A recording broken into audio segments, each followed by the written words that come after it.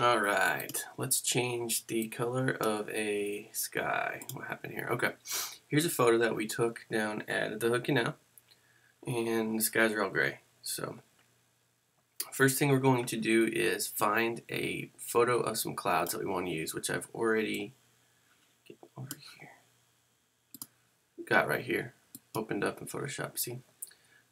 Get as big of a photo as you can find, and you can search anywhere like Google Images and stuff, find clouds. This one's like 2,500 pixels, but we'll drag it and drop it in here. See, it's pretty small.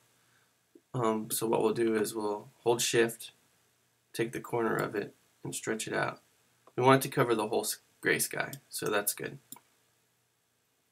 And you can kind of move it however you want. So let's do it that way.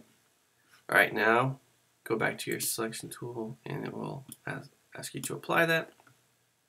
Okay, we're going to go over here to the layer section and see the little eyeball next to the cloud layer. Let's hide it for right now. And then we're going to go select our background, which is this.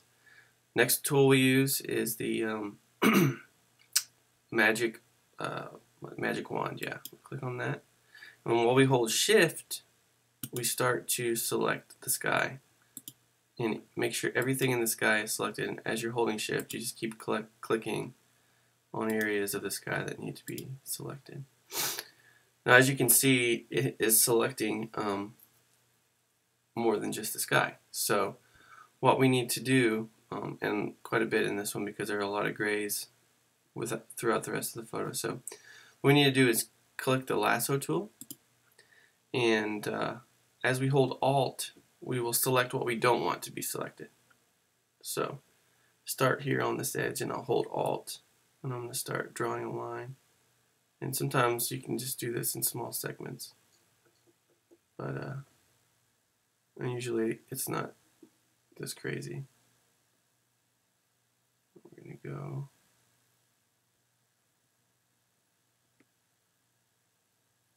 all the way around. Try to leave that stuff in between the tree branches because that's going to look realistic because you can see light through there. So we want to be able to see clouds through there as well. Right.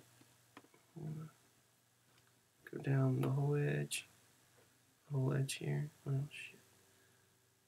Here and then up. There we go. Now, as you can tell, only selection is what we want to be replaced. See that? Okay.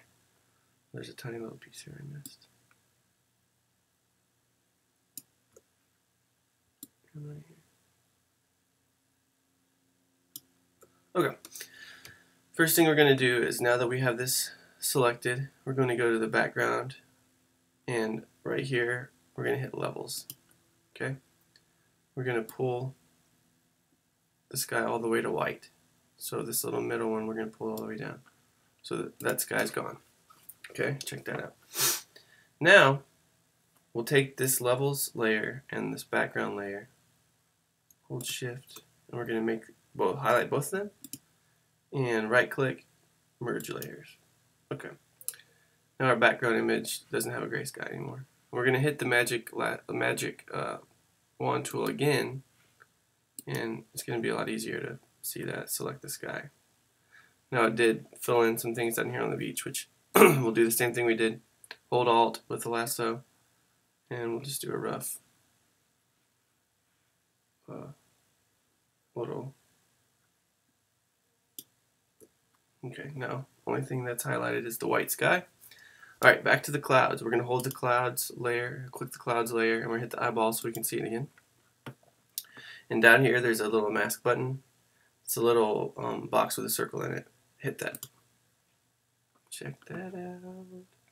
To me that looks a little vivid, so what I would do is go to the opacity and bring it down a little, maybe like that. And you can also see that there's some weird spots around the tree branches that don't look right. So while we have this highlighted, we're going to go to the layer tool and we're going to select darken right there. Alright, now that we selected that, we're going to go to our paintbrush, and with our paintbrush we can fill in stuff that doesn't look right around the tree branches and things like that. But for the most part, it looks pretty good. So anyway, that's how you do it. Thanks.